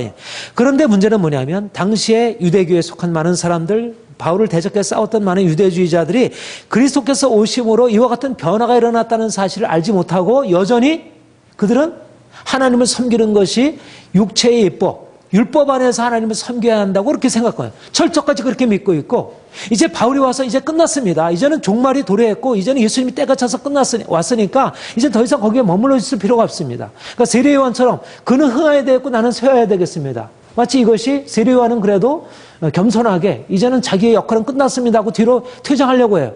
그런데 이제는 주인공이 와가지고 실제적으로 막 하려고 하는데 이전에 그 오픈게임에다 하던 사람들이 나와가지고 같이 자기들도 하겠다는 거예요. 그러면서 오히려 이들이 와서 하는 것이 잘못됐다는 거예요. 이전에 하던 것과 너무 다르니까. 이제 실체가 왔기 때문에 이전의 건 전혀 다르게 하거든요. 그러니까 이것을 다르다고 뭔가 이게 잘못됐다고 하고 막 반대하고 이러기 시작한 것이죠. 그것이 이제 예수님에 대해서 십자가 못 박히게 한 것이고 그것이 바로 바리새인 그 갈라디아서에 그런 거짓 교사들이 와서 율법의 행위를 지켜야 한다. 너희가 할례를 지켜 행해야 되고 그리고 안식일을 지켜 행해야 되고 음식을 구별해 먹어야 한다는 이러한 주장을 하면서 대립하게 된 것입니다. 우리 고린도후서 3장 12절 18절 우리가 같이 한번 읽겠습니다. 시작. 우리가 이 같은 소망이 있으므로 담대히 말하노니 우리는 모세가 이스라엘 자손들에게 장차 없어질 것에 결국을 주목하지 못하게 하려고 수건을 그 얼굴에 쓴 것 같이 아니하노라. 그러나 그들의 마음이 완고하여 오늘까지도 구약을 읽을 때 그 수건이 벗어지지 않고 있으니 그 수건은 그리스도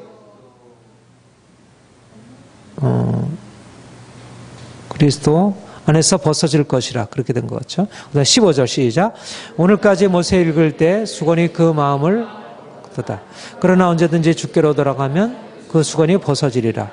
주는 영이시니 주의 영이 계신 곳에는 자유가 있느니라.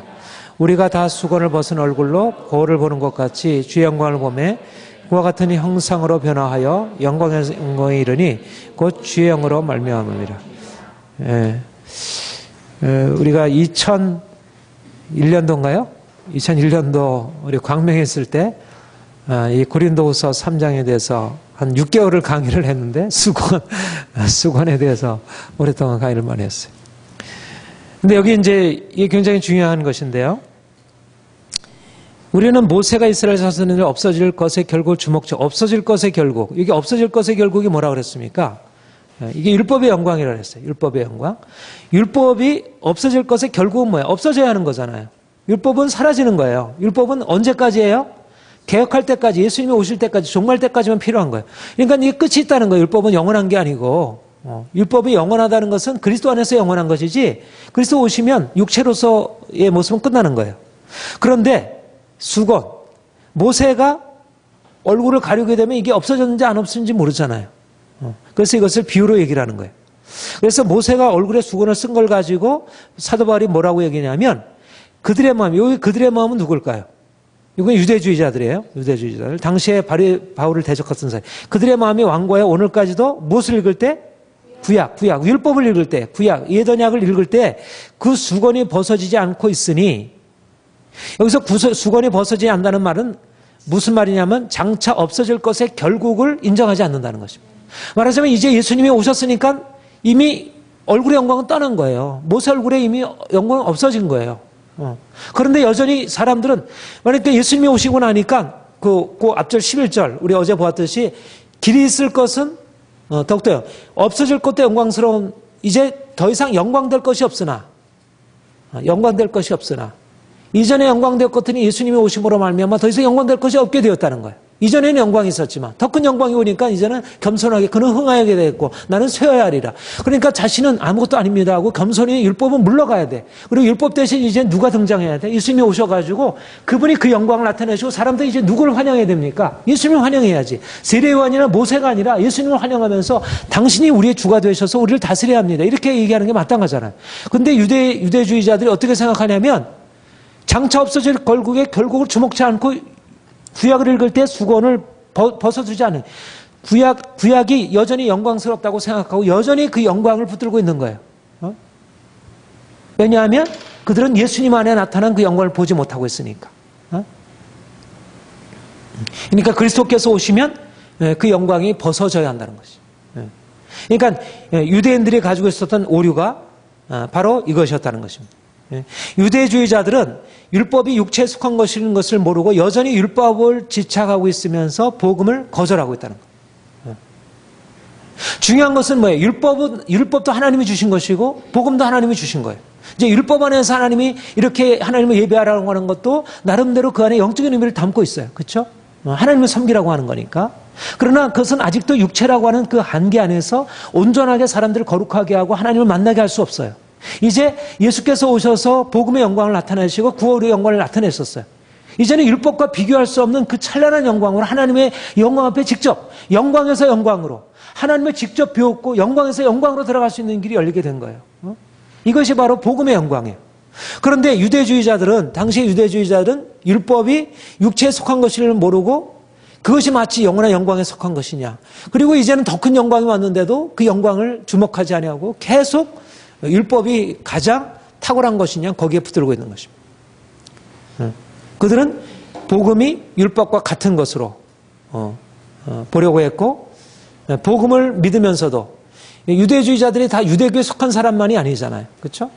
예수님을 믿은 사람들, 갈라디아에서 나타났던 그 사람들은 예수님을 믿는 사람들이었어요. 예수님을 믿으면서도 그들은 율법을 마치 복음과 동일하게 보았던 것입니다. 그것은 지나가는 것이고 그것은 영원한 영광에 속한 것이 아닌데 마치 그것이 하나님의 영광이냐 그것을 붙들고 있는 것입니다. 그들의 안식일이나 할례나 정결예식을 지키는 것 그 자체가 문제가 아니라 무엇이 문제냐면 그것을 영적이라고 본 것이 문제예요. 영적. 정결예식의 준수가 영적이다. 물론 어떤 의미에서 영적인 의미가 있죠. 하나님을 섬기는 거니까.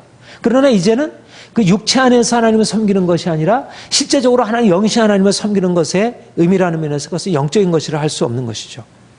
그리스도가 오심으로 이제 율법에 속한 것은 육체에 속한 것이 드러났는데 아직도 그들은 그리스도의 부활의 영광을 알지 못하기 때문에 그것을 영적인 것으로 혼동한 것입니다. 이들은 그러니까 그리스도를 믿는다고 하지만 그들은 온전한 의미에서 그리스도의 진정한 연합을 경험하고 있지 못한 것이라.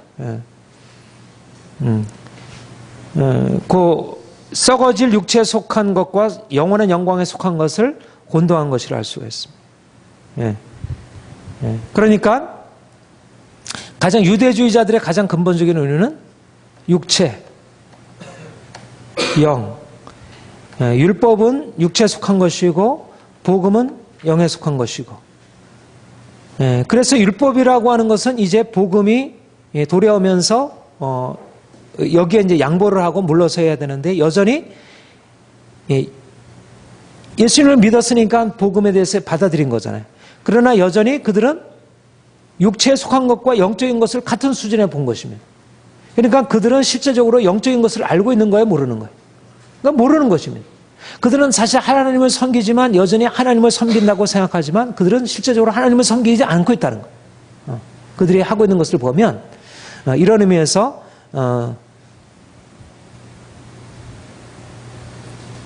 그들이 근본적으로 이제 오해했던 것이고요.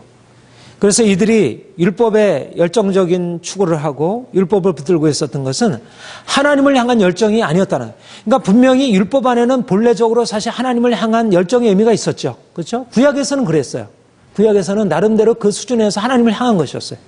그런데 이제 예수님이 오셨는데 그 실체가 왔는데도 여전히 율법을 붙들고 있다는 얘기는 그들이 하나님을 향하는 것이 아니라 그들은 오히려 실제적으로는 육체를 향한 열정을 가지고 있는 것으로 그렇게 말할 수 있는 거죠. 그래서 바울은 이것에 대해서 하나님을 모르고 하나님의 의를 모르고 자기 의를 세우는 것이라 그렇게 얘기를 하고 있습니다. 로마서 10장 2절 3절 같이 읽겠습니다. 시작.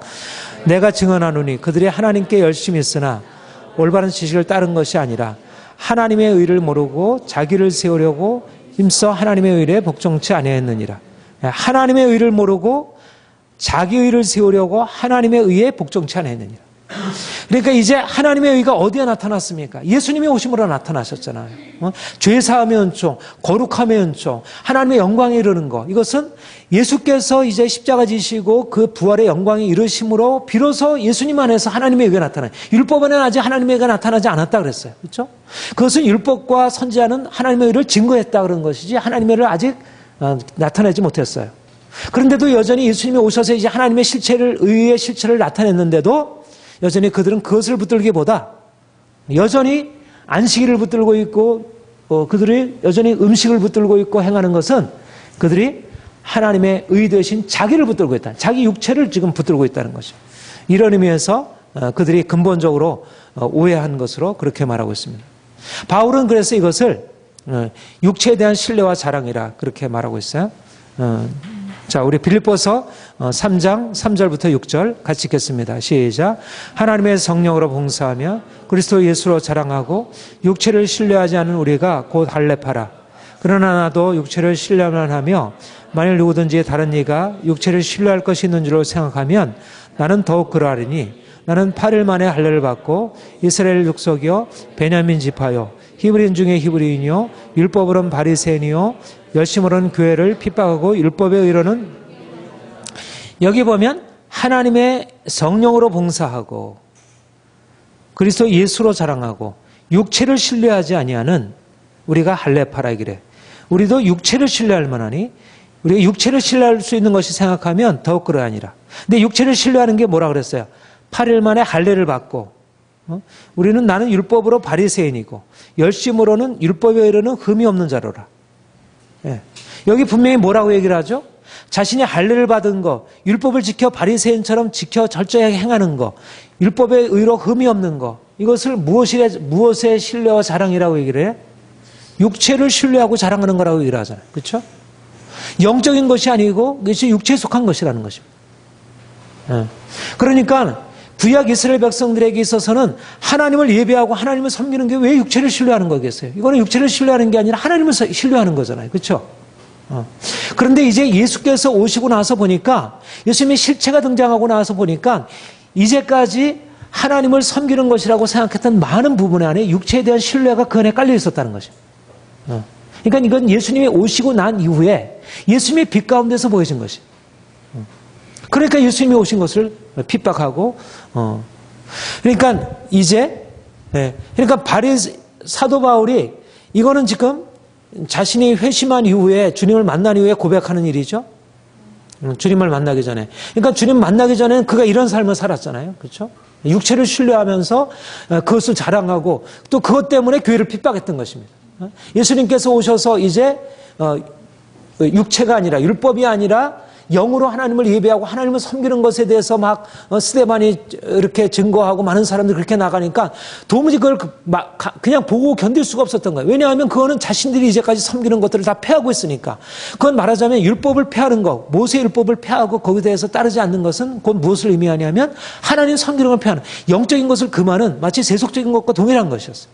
그러니까 이제 그것을 막 반대했던 것이죠. 그런데 사도 바울이 주님 만나고 나서 깨닫고 나서 보니까 내가 하나님을 신뢰한 게 아니고 하나님을 자랑한 게 아니고 육체를 자랑하고 있었구나.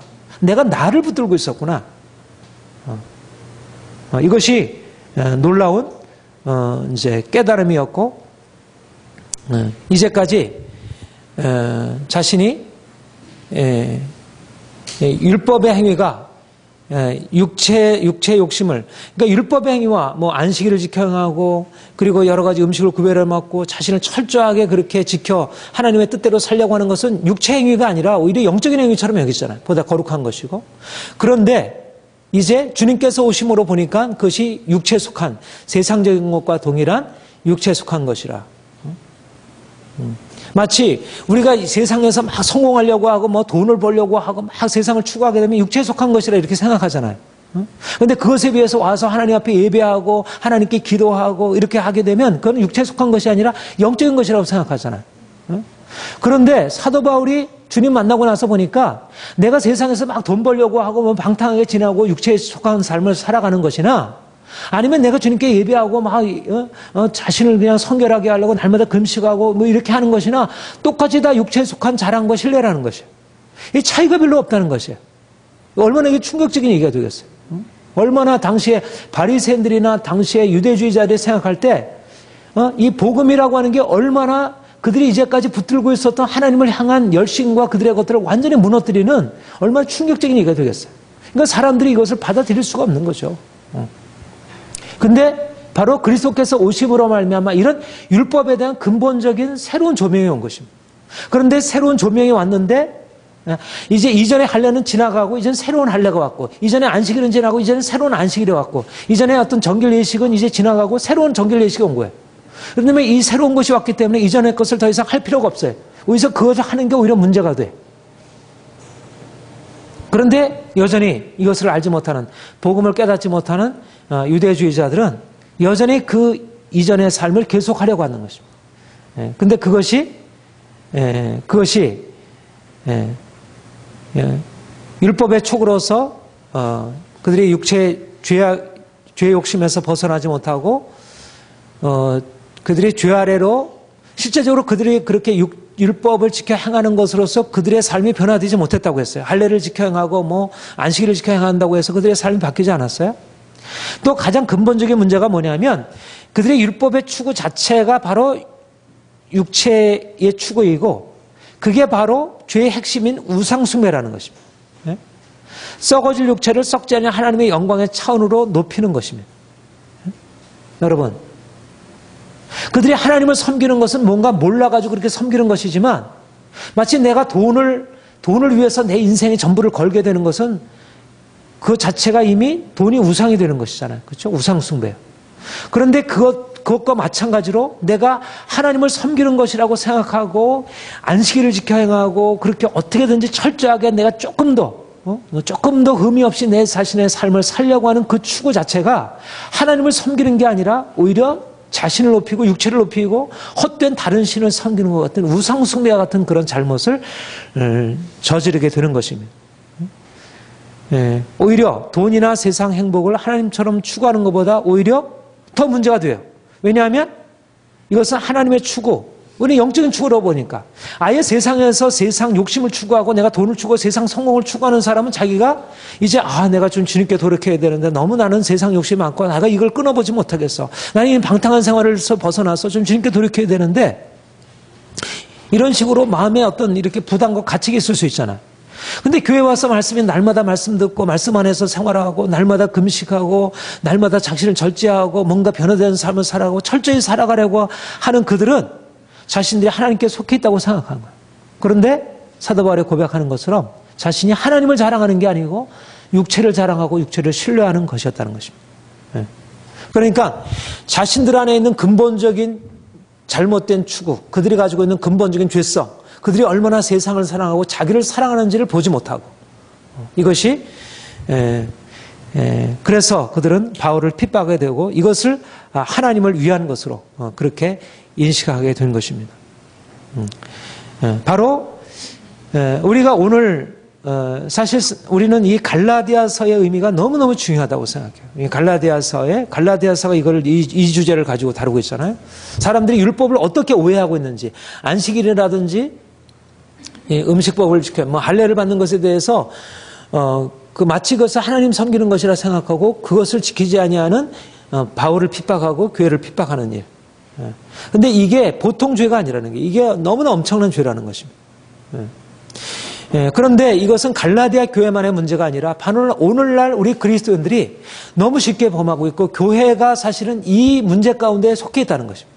저는 오늘날 교회가 바로 이 갈라디아 교회와 같은 이런 근본적인 육체와 영에 관한 우리가 얼마나 율법적인 이 신앙생활을 하고 있다는 사실을 깨닫지 못하고 여기서 돌이키지 않으면 진정으로 주님을 경험할 수 없고 여전히 유대주의자들이 수건을 쓰고 하나님의 영광을 오히려 그것 때문에 가리우고 오히려 이방인들은 주님께 돌아왔잖아요. 율법을 알지 못하는 이방인들은 주님께 돌아왔어요.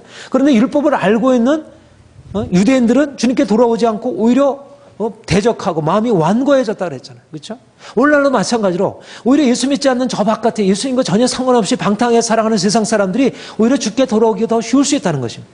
오히려 교회 안에서 열심히 주님을 섬기고 예배하는 사람들, 나름대로 신앙생활을 열심히 하는 사람들이 오히려 주님 앞에서 더 돌이키기 어려운 근본적인 문제가 있을 수 있다는 거예요.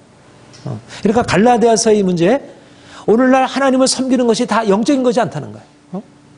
하나님을 섬기는 차원이 두 가지 차원이 있다 그랬어요. 하나는 육체의 차원에서 하나님을 섬기는 것이 있고 하나는 정말 영적인 차원에서 하나님을 섬기고. 그런데 예수님이 오시기 전에 뭘 몰라서 그랬을 땐 괜찮아. 정말 몰라서 올렸을 땐 괜찮아. 그런데 이제는 하나님께서 이제 예수 그리스도를 보내셔서 이제 실체를 계시하셨어요. 예수님이 십자가도 있고 보혈의 은총도 있고 부활의 능력도 있고 다 주어졌어요. 그런데도 이제는 그 부활의 능력을 인간의 것에 맞춰가지고 그것은 거절해버리고 이전에 육체에 속한 방식으로 하나님을 섬기게 된다면 마치 유대주의자들이 마음이 완고해져서 수건을 머리에 얼굴에 쓰고 없어질 것을 계속 붙들고 있는 것처럼 율법의 형식들이 하나님을 섬기기 위해서 주어진 것이지만 그것들은 다 실상 육체에 속한 것이었어요. 육체에 속한 것이라는 사실은 죄라는 것은 아닙니다. 육체에 속한 것이 절대적이지 않다는 것입니다. 육체에 속한 것은 절대적이지 않다. 그것은 상대적인 거예요. 그거는 그럴 수도 있고 그렇지 않을 수도 있어요. 그런데 많은 사람들이 정말 중요한 부분에 대해서 목숨을 거는 게 아니고 너무나 형식적이고 별로 중요하지 않은 것들에 대해서 목숨을 걷고 있는 거예요. 왜냐하면 육체에 속한 삶에 그것이 좋으니까. 네, 옷을 깨끗이 입고 또 몸을 깨끗이 하는 것은 영적인 것과 상관되지 않아요. 우리가 하나님을 섬기기 위해서 몸을 깨끗하게 할 수 있지만 몸을 깨끗하게 하는 것 그 자체가 영적인 것이 아닌 것입니다. 그것은 단지 하나의 형식일 뿐이에요. 그러니까 내가 하나님을 사랑함으로써 내가 하나님 앞에 나갈 때 좀 더 내 자신을 성결함으로 나가야지 하는 그 생각을 가지고 뭐 그런 마음을 표현하기 위해서 내가 몸을 깨끗게 할 수 있어요. 그런데 내가 뭐 몸을 깨끗게 안 해도 다 중심 안에 하나님을 향한 열정이 있고 강하게 있고 뭐 그래요. 우리가 아내를 사랑한다고 할 때 뭐 옷을 뭐 이렇게 좋은 옷 입고 아내를 사랑합니다 그렇게 안 하잖아요. 그렇죠? 좋은 옷 입고 하는 것과 뭐 별 상관없잖아요. 아내 사랑은 그냥 사랑이고 뭐 내가 어떤 옷을 입고 있든지 뭐 파자마를 입고 있든지 뭐 그냥 뭐 정장을 입고 있든지 그냥 사랑은 사랑이지. 중요한 것은 사랑이냐 사랑이 아니냐가 중요하지. 뭐 아내한테 뭐 아내가 나한테 예쁜 옷 입고 나에게 닿으면 내게 잘 보이려고 나를 사랑해서 이렇게 표현하는구나. 물론 좋을 수 있죠. 그런 사랑의 표현이 느껴질 수도 있죠. 그러나 예쁜 옷 입었다고 해서 나를 사랑하는 거 아니잖아요. 그런데 우리는 마치 하나님과의 관계 속에서 그런 방식으로 육체의 어떤 외적인 조건을 가지고 하나님 앞에 서면 뭔가 하나님을 기쁘시게 한다고 생각하고 무엇이 그런 게 없으면 하나님을 기쁘시게 하지 않는다고 생각하는 그런 생각이 우리에게 굉장히 보편화되는 것입니다. 우리가 그것을 예민하게 느끼지 않아서 그렇지. 그런데 많은 경우에 하나님을 위해서 몸을 깨끗하게 하는 사람들이 몸을 깨끗게 하는 것과 하나님을 섬기는 것을 같은 차원에 두고 자기가 그렇게 하는 것처럼 다른 사람들 그렇게 하지 않으면 저 사람은 영적이지 않다고 판단하는 것입니다. 그게 문제가 되는 거예요. 그러니까 너무 이렇게 볼 수 있는 거예요. 그러니까 형식과 내용이 있어요. 그러니까 육체의 형식이라고 하는 것이 영적인 것을 그 안에 담고 있어요. 근데 형식이라고 하는 것은 이것은 절대적이지 않아요. 이것은 분리될 수 있어요. 내가 남편이나 아내를 사랑하지만 내 형식이 내 안에 있는 마음을 표현하기 위해서 내가 예쁜 옷을 입고 나갈 수도 있고 내가 사랑하지만 굳이 뭐 그런 형식 없이 그냥 자연스럽게 나가는 게 오히려 더 좋을 수도 있고 그렇죠? 하나님께 나가는 것도 마찬가지예요. 우리가 형식을 갖추어서 정말 어떤 우리가 예배를 드릴 때 모든 것을 정말 모든 형식이 완벽하게 갖춰진 형식으로 예배할 수도 있고, 그리고 형식과 전혀 상관없이 무질서하게, 그러나 우리 중심에는 정말 뜨거운 사랑으로 하나님께 드릴 수가 있어요. 그러니까 형식과 내용은 반드시 일치하는 게 아닌 것입니다. 특별히 하나님과의 관계에서는, 우리 인격적인 관계도 그런데 하나님은 더욱더 그러셔요. 우리는 인간이니까 어떤 우리 형식적인 것에 영향을 많이 받아요. 그러나 하나님은 전혀 우리에게 그런 외적인 것에 우리에게, 하나님은 우리의 중심을 보시지 외적인 것에 대해서 그렇게 크게 상관하지 않으셔요. 이런 면에서 우리가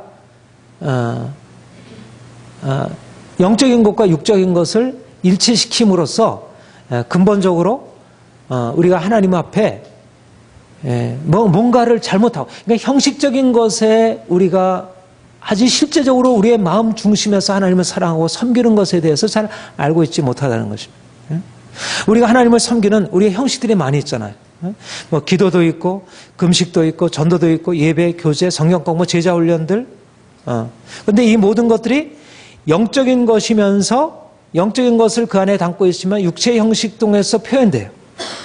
그리고 우리가 육체의 형식이 영적인 것에 영향을 미친다고 생각하고 전통적인 것이나 현대적인 형식을 마치 영적인 것인 양 여기고 이 형식을 지켜야 하는 것으로 영적인 삶에 이른다고 여기고 있어요. 그러니까 우리는 너무나 많은 부분에 있어서 형식을 지켜가면서 그것이 영적인 것이라고 생각하고 자신을 이 형식 안에서 자랑하고 이 형식으로 교회를 세우려고. 그러니까 이것이 바로 육체에 속한 것을 추구하는 것에 불과하다는 것입니다. 진정으로 내가 하나님을 사랑하는 것은 형식적으로 어떠하든지, 예를 들면 말이죠, 뭐 이렇게도 생각할 수 있어요. 여러분들이 예배 시간에 일찍 오고 늦게 오고, 여러분 내가 여러분들에게 별로 간섭을 안 하죠. 연습을 안 하잖아요. 그러면 사실은 인간이니까 사실은 예배 드릴 때 그런 게 걸릴 수가 있어요. 또 서로 간에 방해도 될 수 있고 분명히 거기에 영향을 받습니다. 그러니까 우리가 좀 형식을 좀 지키자 이렇게 말할 수 있습니다. 그런데 분명한 사실은 뭐냐면 그렇게 해서 예배에 일찍 오든 늦게 오든 예배에 참석하든 참석하지 않든 예배 신앙강좌에 참석하든 참석하지 않든 이게 그렇게 형식적인 거, 우리는 참석하지 않았으니까 이게 왜 이렇게 중요한 것을 안 들었으니까 크게 영향을 미친다고 생각하잖아요. 그렇죠? 그럴 수 있잖아요. 그런데 그렇지 않다는 거예요. 참석하고 참석하지 않는 게 그렇게 중요하지 않다는 거예요. 예배 일찍 오고 늦게 오는 게 그렇게 중요하지 않다는 거예요. 뭐 옷을 예배로 올 때 뭐 정장으로 오고 있든지 뭐 이렇게 파자마를 아니고 그냥 뭐 이렇게 티셔츠를 입고 오든지 그게 중요하지 않다는 거예요. 근데 뭐가 중요하냐면 우리는 그게 사람들과 관계에서 중요하지. 사람들이 그것에 대해서 싫어하니까 그런 면에서 그게 중요하게 여기지. 그러니까 우리가 사실상 부담스러워하고 좋아하고 뭔가 신경 쓰고 있는 것은 사람들과의 관계 때문에 신경 쓰고 있는 거지 정말 하나님께 나오는 것 때문에 신경 쓰는 게 아니라는 것입니다. 근데 우리가 뭐 때문에 신경 쓰고 있나? 우리가 정말 교회 나올 때 내가 하나님을 어떻게 기쁘시게 할까? 이런 생각을 가지고 교회 나오는가? 아니면 그보다 이게 목사님 어떻게 생각할까? 내가 이게 지각하면 어떻게 생각할까? 이번에 빠지면 이게 목사님은 또 어떻게 생각할까? 성도들이 어떻게 판단할까? 그러니까 정말 중요한 것은 우리의 중심 안에서 우리가 영으로 하나님을 예배하는 것보다 우리는 많은 형식 가운데서 우리 스스로 생각하고 다른 사람을 그렇게 판단하고 그렇게 해야, 예를 들면 우리가 이런 건물을 갖추고 있으면 뭐가 될 것 같고, 뭘 없으면 안 될 것 같고. 그런데 이런 형식이라고 하는 것은 사실상 우리에게 유익할 수도 있고 유익하지 않을 수도 있고. 이런 면에서 오늘날 이런 면에 우리의 판단이 필요하다는 것입니다. 우리에게 이런 좀 더 영적인 것, 육적인 것이 어떻게 상관되는지. 영적인 것은 뭐예요? 예수 그리스도 그분이 영적인 것이고 그분의 생명이 영적인 것이고 그분을 믿는 믿음이 영적인 것이고 믿음으로부터 난 것이 영적인 것이에요. 그렇지 않은 것들은 다 형식적인 것은 이것은 가변적이고 이것은 우리가 지켜 행할 수도 있고 그렇지 않을 수도 있고 그것은 어떤 사람에게는 좋고 어떤 사람은 좋지 않고 어떤 사람은 정장을 입고 오면 부담스럽잖아요. 그렇죠? 요즘에 리고레 목사님처럼 이렇게 요즘 그 새로운 교회 성장 모델에서는 정장을 입고 예배를 드리면 다 사람들이 부담스러워해. 근데 우리가 티를 입고 와서 이렇게 낮 예배 설교를 한다 이러면 사람들이 거기에 대해서 그 형식 때문에 그 부담이 되잖아요. 그러니까 우리가 이런 인간 관계 속에서 그런 것을 배려하죠. 문화적인 요소를 고려하지만 그러나 그것은 뭔가 영적인 것이 먼저 전제가 된 다음에 그 다음에 이제 사람들을 사랑하고 배려하고 어떤 좀 더 그 다음 단계지. 근데 지금 우리에게 필요한 것은 뭐냐면 그 다음 단계를 말하기 전에 우선 우리가 지금 영적인가 육적인 거냐가 필요하다는 거예요. 우리가 지금 붙들고 있는 것이 영적인 건가 육적인 것인가. 그게 우선 확립이 돼야지. 그 다음에 영적인 것이 확립이 되고 나서 그리고 나서 좀 더 영적인 것을 좀 아름답게 표현해보자. 형식적인 것을 갖춰보자. 근데 우리는 너무나 많은 면에서 영적인 것이 오히려 지금 제대로 살아나지 못한 상태에 먼저 외적인 것을 다 함께 갖추려고 하니까 진정으로 예수님의 생명이 우리 안에 드러나지 못하고 있다는 거예요. 오늘날. 그러니까 너무나 많은 것들이 비본질적인 것, 형식적인 것, 그것이 아무런 의미가 없다는 의미가 아니라 그건 나름대로 의미가 있지만 그것은 영적인 것과 이 차원이 다른 것입니다. 그거는 말하자면 영적인 것, 이건 하늘에 속한 것이고 이건 땅에 속한 것이. 땅에 속한 용식. 우리가 붙들고 있는 것은 하늘에 속한 이것이 우리 안에 살아나도록 정말 하나님이 우리 안에 계시고 하나님이 우리에게 역사하시고 하나님이 우리에게 자신의 임재를 나타내셔서 우리가 그 하나님의 임재 앞으로 나가는 게 중요하지. 그 임재 앞에 나가는 것을 위해서는 뭐 형식이 어떠하든 우리가 뭐 티를 입고 나와서 하든 정장을 입고 나와서 하든 우리가 뭐 춤을 추면서 하든 뭐 왔다 갔다 하면서 하든 뭐 어떤 형식이든 그거는 별로 중요한 게 아니죠. 일단은 여기에 하나님의 임재가 있어야지. 그렇죠? 하나님의 보좌가 여기 안에 과정이 돼야지. 그리고 나서 뭔가 그 다음에 그 형식을 좀 갖추는 것이지. 근데 하나님의 임재가 없는 상황에서 우리가 무슨 시간을 지키고 뭐 여러 가지 악기를 동원하고 뭔가 이렇게 질서 정연하게 하는 게 무슨 의미가 있겠느냐고. 근데 우리가 사실상 신경 쓰고 있는 게 뭐냐는 거예요. 정말 하나님의 임재가 우리에게 나타나기 위해서 우리의 모든 그 초점을 거기에다 두고 있는가? 아니면 형식적인 것을 붙들고 여전히 그것에 포커스를 맞추고 있는가? 이런 면에서 우리가 정말 본질적인 것을 잃어버리고 있다는 것입니다. 우리가 당시에 많은 사람들이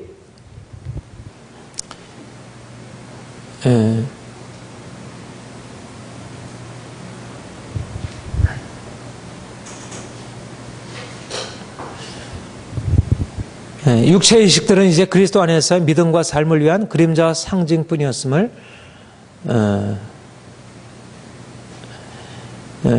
드러나고 이제는 그 실체이신 그리스도와 연합하여 실체를 경험하는 것. 이제 그러니까 우리에게 정말 필요한 것은 우리가 이제 그분을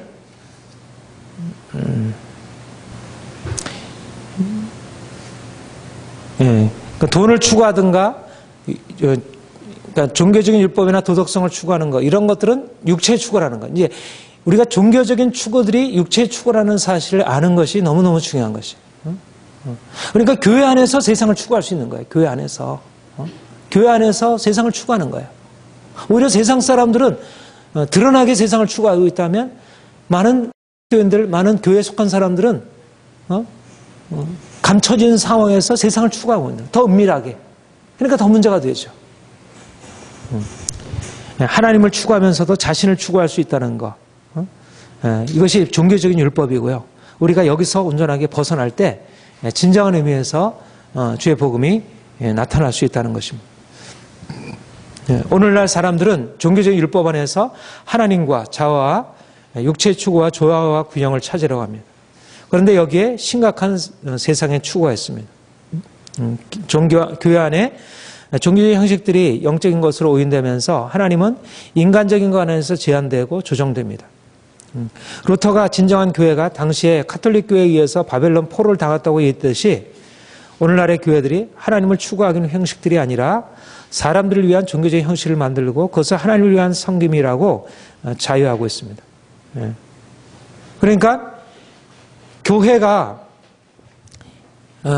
그러니까 예수님 안에서 종말이 도래한 거예요. 종말. 그러니까 구약적인 종교적인 신앙생활이 끝난 거예요. 율법적인 신앙생활이 끝나고 이제는 실체가 온 거예요.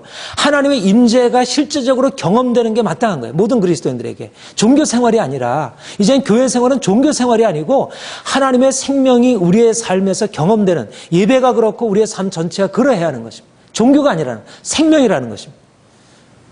그런데 마치 카톨릭 교회가 종교적인 생활로 바꿔놨어요. 하나님을 섬기는 것을. 그래서 많은 종교적인 형식이 있을 뿐이지 그들이 실제로 하나님을 만나는 게 없는 거예요. 그냥 사람들이 와서 종교적인 예식을 드리고 가버리면 하나님과의 관계없는 삶을 살아가는 거예요. 그러니까 이제 루터와 칼빈과 같은 종교개혁자들이 일어나서 이제 그런 외적인 보이는 교회의 형식이 아니라, 보이는 교회가 아니라 보이지 않는 교회, 예수님을 만나서 내가 영으로, 믿음으로 하나님을 만나가지고 그 믿음으로 살아가는 그 실제적인 교회, 살아있는 교회, 생명의 교회를 이제 다시 일으켜낸 것이죠. 그것이 바로 종교개혁이었어요. 그런데 오늘날 교회들이 다시 종교적인 형식으로 다시 돌아가고 있고, 정말 생명이 경험되지 못하고, 종교적인 형식에 머물러 있으면서 그것을 그리스도인이라고 생각하는 거예요. 종교적인 형식은 물론 필요하죠. 종교적 형식 자체가 필요 없다는 것은 아니지만, 그러나 종교적인 형식보다도 그 형식보다 더 예수님의 생명이 실질적으로 우리에게 경험되고 그것이 느껴지고, 야, 이것이 예수님의 생명이구나. 루터가 그래서 바벨론 포로가 당했다고 했어요. 교회가 이 세상에 포로가 되고 있다는 거예요. 세상 종교적인 형식 안에. 그러니까 사람들은 그럴듯하지 뭐 이러저러한 거 다 하고 있죠. 근데 오늘날 많은 교회가 너무 세속화되어 있다는 것도 문제가 있지만, 그러나 그 세속화된 것이 그냥 세속화된 게 아니라 종교적인 형식으로 세속화된. 그러니까 그것이 세속적인 것이라 생각을 안 해. 종교적인 형식으로 덮여 있으니까. 하나님에 대한 진정한 감각이 상실될 때 만들어지는 것이 기독교 종교입니다. 기독교 종교나 캐톨릭 종교나 불교 종교나 종교는 굉장히 유사해요. 물론 기독교 종교는 보다 좀 나은 점이 있을 수 있겠죠. 그러나 그런 종교는 하나님에 대한 진정한 감각, 하나님께서 실제적으로 나타나시는 것이 아닌, 아까 우리 얘기했듯이 하나님은 저 멀리 계시고 그것을 우리의 인간편에서 적당하게 인간 수준이 받아들일 수 있는 정도 안에서 하나님을 경험하고 그 정도로 만족하는 것입니다.